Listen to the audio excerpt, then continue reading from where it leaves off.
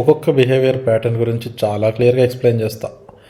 దాంట్లో ముఖ్యంగా మాట్లాడుకోవాల్సింది ఎవరో తెలుసా? Narcissistic behaviour pattern. వీళ్ళు ఎందుకంటే కలిసిపోయారు, సొసైటీలో కంప్లీట్గా కలిసిపోయారు. వీళ్ళు మనతో ఉంటే ఎక్కడ లేని ధైర్యం అనిపిస్తుంది. కానీ రాను రాను రాను రాజగుర్రం గాడిదైనట్టు మనకి మెంటల్ ఎక్కి పిచ్చుకుక్కలా తయారవుతాం, సింపుల్గా చెప్పాలంటే. ఎందుకంటే వీళ్ళు చేసేది బయట ప్రపంచం నమ్మదు, వీళ్ళు అలా కనబడరు. మనని మాత్రం కంప్లీట్ చేతగాని వాళ్ళలాగా చూపించి ఎప్పుడు వీళ్ళనే పొగడాలి అన్నట్టు సెటిల్ చేసుకుంటారు. ఏ మ్యాటర్ అయినా సరే వీళ్ళే గ్రేట్ అన్నట్టు చూపించుకుంటారు. అయితే డీటెయిల్డ్గా ఒక సైకాలజిస్ట్ ఏం చెప్తాడు ఈ నార్సిస్టిక్ బిహేవియర్ వల్ల అనేది క్లియర్గా తెలుసుకుందాం. అంతకంటే ముందు మన చుట్టూ చాలామంది ఫ్రెండ్స్ ఉంటారు. ఆ ఫ్రెండ్స్ ఇలాంటి గుణగణాలతో ఉంటే మాత్రం గుకి దండం పెట్టేసి వాడిని వదిలిచ్చేసుకోండి. ఎందుకంటే మీరే కాదు, మీ పేరెంట్స్, మీ స్పౌస్, మీ ఎవరు పడితే మీ చుట్టుపక్కల ఎవరుంటే వాళ్ళు మీ వల్ల నరకం అనుభవిస్తారు. వీళ్ళొక్కళ్ళు మీ లైఫ్లో ఉంటాయి. సో ముందుగానే వీళ్ళని కనిపెట్టేసి ta-ta bye bye goodbye Ram Ram చెప్పేసి మనం పీస్ఫుల్గా లైఫ్ని లీడ్ చేద్దాం. ఎందుకంటే పీకి కొడితే మనకున్నది 70-80 ఏళ్ళు బ్రో. మ్యాక్సిమం వాడికి కిస్మత్ బాగుంటే దాంట్లో వాడు 100కి వెళ్తాడు లేదా 90కి వెళ్తాడు. ఈ ఉన్న కొద్ది రోజులు కూడా మనం ఎందుకు సఫర్ అవ్వాలో? వాళ్ళని తగిలించుకోకపోతే చాలు కదా. వాళ్ళని తగిలించుకోకుండా ఉంటే హ్యాపీగా ఉండొచ్చు. సో వాళ్ళని ఎలా ఐడెంటిఫై చేయాలనేది మనం చూసుకుందాం. ఆ తర్వాత వారిని ఎట్లా హ్యాండిల్ చేయాలనేది చూసుకుందాం. ఎందుకంటే వారు మారరు, వాళ్ళు ఎట్టి పరిస్థితుల్లో మారరు. ఎట్టిపోయి నువ్వే మారాలి. వాళ్ళు గ్రేట్ అనే ఫీలింగ్లోనే ఉండిపోతారు. వాళ్ళని ఎవరైతే పొగుడుతారో వాళ్ళే వాళ్ళ చుట్టుపక్కల ఉంటారు.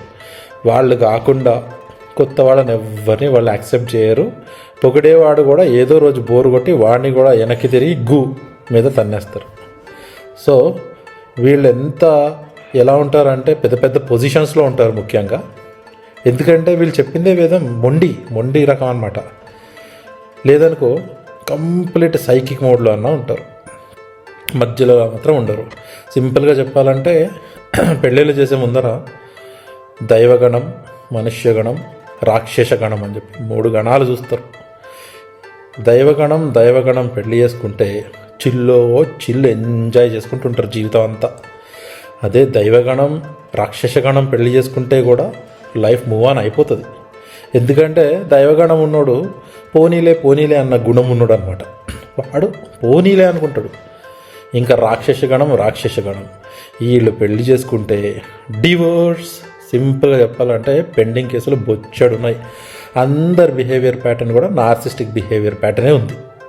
సో మనము అలయన్సెస్ చూసుకున్నా, లేదా ఫ్రెండ్స్ని ఐడెంటిఫై చేసుకున్నా, లేదా బిజినెస్ పార్ట్నర్స్ని చూసుకున్నా, లేదా జాబ్లో జాయిన్ అయ్యేటప్పుడు బాస్నైనా సరే కొద్దిగా ఎంక్వైరీ చేసుకోండి బరు. ఎందుకంటే జీవితం స్మూత్గా హ్యాపీగా వెళ్ళాలి. కానీ టెన్షన్స్ ఎందుకంటే చాలా ఎర్లీ ఏజ్లో హార్ట్ అటాక్స్ వస్తున్నాయి. రీజన్ తెలియట్లే కానీ చచ్చిపోతున్నారు. నేను ఇలా వల్ల అని చెప్పాను, కాకపోతే చచ్చిపోతున్నారు. ఏజ్ సంబంధం లేకుండా చచ్చిపోతున్నారు. సో మనం ఏం చేయాలంటే వీళ్ళని ఐడెంటిఫై చేసుకుందాం.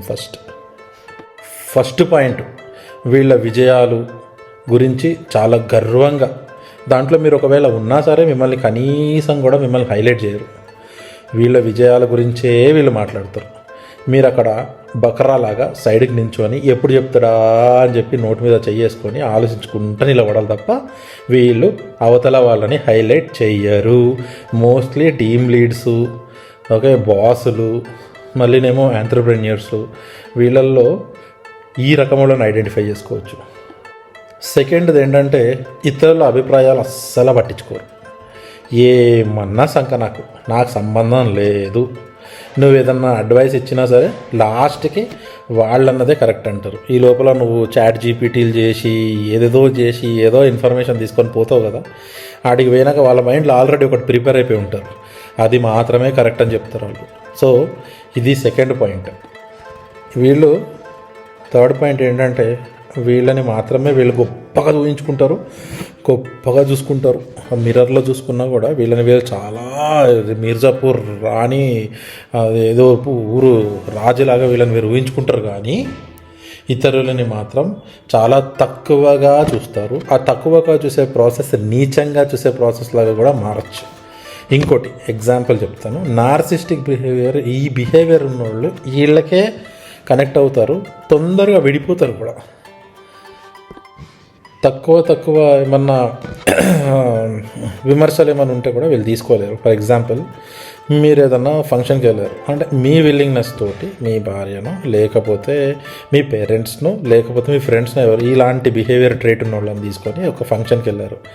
అక్కడ వీళ్ళని కొంచెం పట్టించుకోకపోయినా సరే వీళ్ళు పెంట చేసి మిమ్మల్ని మొత్తం మనశ్శాంతి లేకుండా చేసేస్తారు. అది జీవితాంతం డెప్పి పొడుస్తారు. వీళ్ళు చాలా డామినేటింగ్ నేచర్ కలిగి ఉంటారు. వీళ్ళు ఎప్పుడు చూసినా ఇతరులపై ఆధిపత్యం చూపిస్తారు. ఇక్కడ రెండు గుర్తుపెట్టుకోండి. ఇతరులపై ఆధిపత్యం చూపిస్తున్నారు, వాళ్ళు ఎంకరేజ్ చేస్తున్నారు, వెనకాల నించుంటున్నారు అంటే లీడర్షిప్ స్కిల్స్ అవి. వాళ్ళని అవాయిడ్ చేయకండి. కానీ మీ పైన ఆధిపత్యం చూపించి మిమ్మల్ని యూజ్ చేసుకొని లాస్ట్కి మిమ్మల్ని లెఫ్ట్ లెగ్తో తంతే మాత్రం అలాంటి బిహేవియర్ ప్యాటర్న్ ఉంటే, ఎందుకంటే వాళ్ళ దగ్గర ఆల్రెడీ పనిచేసిన వాళ్ళు, లేకపోతే వాళ్ళతో ఆల్రెడీ మూవ్ అయ్యే వాళ్ళు చెప్తారు, అరే ఆడ పెద్ద దిమాగ్ ఖరాబ్ క్యాండిడేట్ అన్న, అంత పోకు, నెత్తి నొప్పి మొత్తం ముంచి లేపిండి అంటారు కదా. అక్కడ గుర్తుపట్టుకొని వాడిని అవాయిడ్ చేయండి. వీళ్ళ డబ్బులు పాకెట్లోంచి తీయరు. ఒకవేళ తీస్తే దాన్ని నీ జీవితం సంకనాకిపోయే వరకు డెప్పి పొడుస్తారు. వీళ్ళు నీ దగ్గర ఉన్న అన్నీ లాక్కుంటారు, కానీ నీకు తెలియదు. తిరిగి అడుగుదామంటే నీ దగ్గర పాయింట్స్ కూడా ఉండవు. వీళ్ళు మనకి డబ్బులు ఇచ్చినట్టే ఇస్తారు, అడగకపోయినా ఇస్తారు.